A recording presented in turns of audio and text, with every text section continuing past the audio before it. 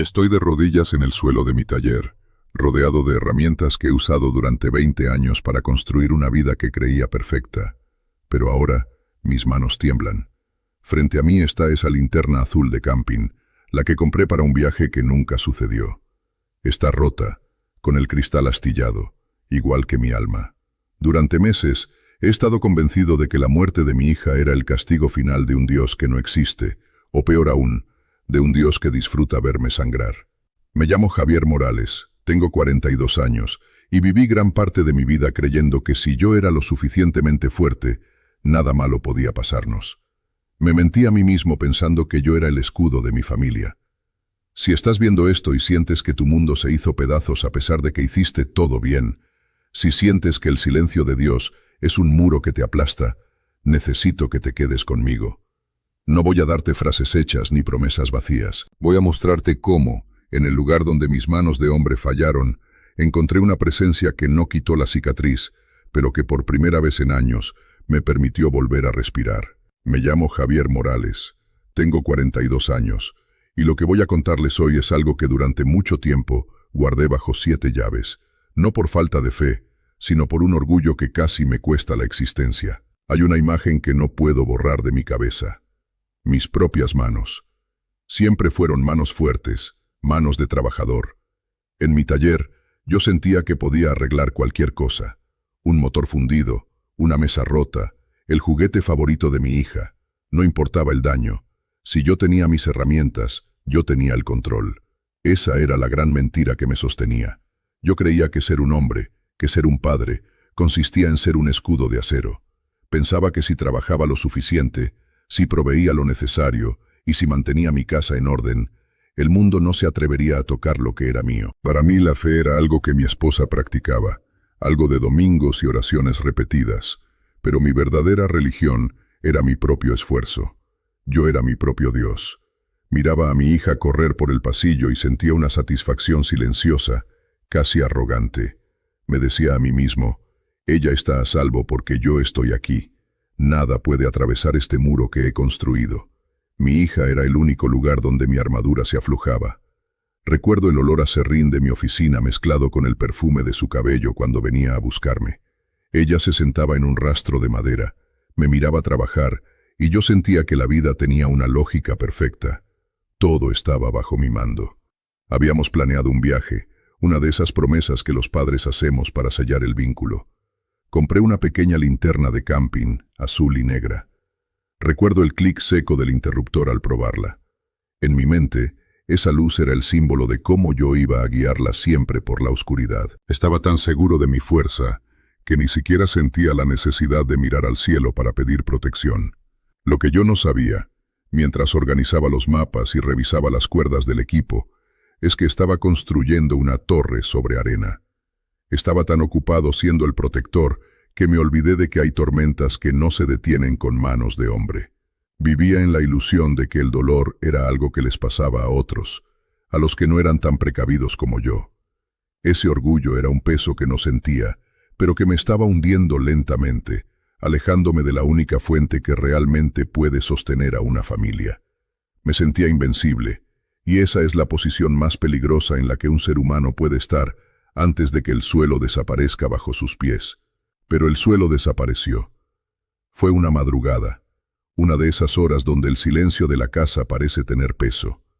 El teléfono sonó, y el sonido cortó el aire como un cristal rompiéndose. No recuerdo haber caminado hacia el aparato.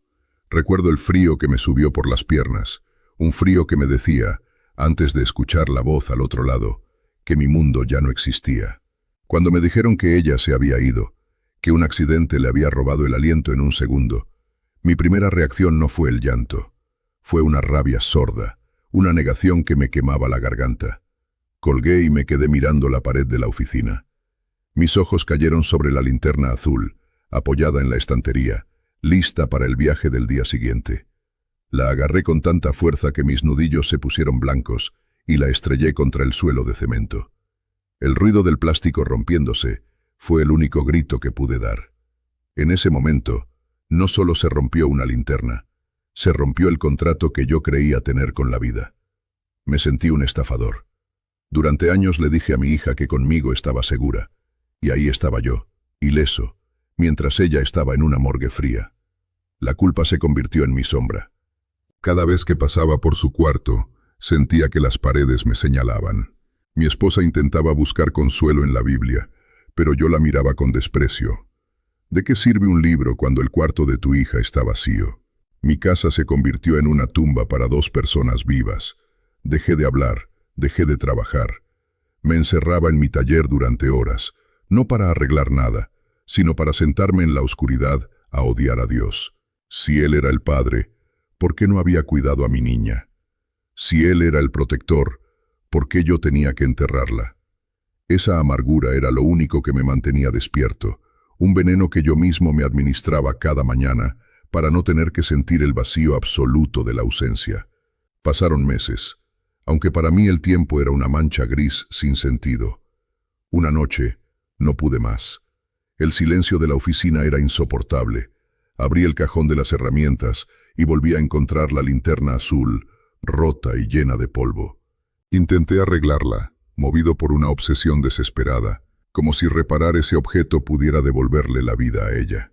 Pero mis manos, esas manos que antes podían con todo, no paraban de temblar. Se me cayeron los destornilladores, las piezas saltaron por el suelo, y en ese instante, mi fachada de hombre fuerte se desintegró. Me dejé caer al suelo, apoyando la espalda contra el banco de trabajo, y lloré como nunca lo había hecho.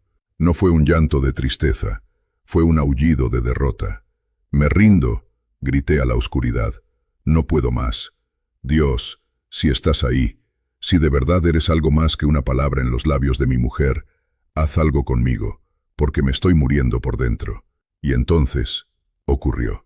No hubo luces blancas ni voces de trueno. Fue un peso de una ternura que me asustaba, que empezó a llenar la habitación. Sentí como si alguien pusiera una mano sobre mi pecho, deteniendo el temblor. Por primera vez en mi vida, no me sentí el protector, me sentí el protegido. Una verdad me golpeó con la fuerza de un rayo. Yo no era el dueño de la vida de mi hija, ni de la mía. Ella estaba con él, y él estaba aquí conmigo, en mi miseria, en mi barro, en mi taller sucio de amargura. No me juzgó, no me dio un sermón, solo estuvo allí. Esa noche, por primera vez, no dormí por el cansancio del odio, sino por la paz de haberme entregado. Entendí que la fe no es entender por qué pasan las cosas, sino confiar en quién te sostiene mientras pasan. Hoy, la oficina sigue oliendo a madera, pero ya no es un santuario de dolor. La linterna azul sigue en la estantería. La pegué, pero dejé las grietas a la vista. Es el recordatorio de que yo también estoy roto, pero que la luz de Dios brilla con más fuerza a través de las fisuras. Mi vida no volvió a ser la de antes, porque mi hija no está aquí, y pretender que todo es perfecto sería una mentira. Pero la diferencia es que ya no camino solo. He aprendido a mirar a mi esposa y ver en ella no mi fracaso, sino mi compañera de esperanza. He descubierto que mi fuerza nunca estuvo en mis manos, sino en mi capacidad de doblar las rodillas. El milagro no fue que el dolor desapareciera, sino que la amargura ya no tiene poder sobre mí. La muerte no tuvo la última palabra en mi casa, la tuvo aquel que venció a la muerte. Si me estás escuchando y sientes que tus manos ya no pueden sostener más el peso de tu vida, te digo desde el fondo de mi alma, suelta el control. No fuiste diseñado para cargarlo todo. Hay un Padre que ha estado esperando en tu oscuridad, no para darte explicaciones, sino para darte su presencia. Y su presencia es lo único que puede hacer que un hombre destruido vuelva a ponerse de pie y camine, no por su propia fuerza, sino por la gracia de quien nunca lo soltó. Si mientras escuchabas esto sentiste que tu propia historia se reflejaba en mis palabras, por favor, no te guardes ese peso. Me gustaría mucho que escribieras aquí abajo cómo te sientes hoy. A veces reconocer nuestra fragilidad es el primer paso para ser libres. Si quieres seguir escuchando verdades así, sin adornos, quédate con nosotros en este canal. Aquí no buscamos perfección, buscamos honestidad sobre lo que Dios puede hacer con los restos de una vida rota. Antes de cerrar, quiero orar contigo. Si puedes, pon tu mano en tu corazón. Señor, te presento a quien está escuchando. Tú conoces su dolor, ese vacío que parece no tener fin y la culpa que le persigue. Dios, te pido que entres en su oscuridad así como entraste en mi taller. Espíritu Santo, trae consuelo, trae esa paz que no tiene explicación humana. Si estás cansado de luchar solo, dile hoy: Jesús, te recibo. Toma mi vida y mis pedazos. Gracias por tu amor que no se rinde. Amén.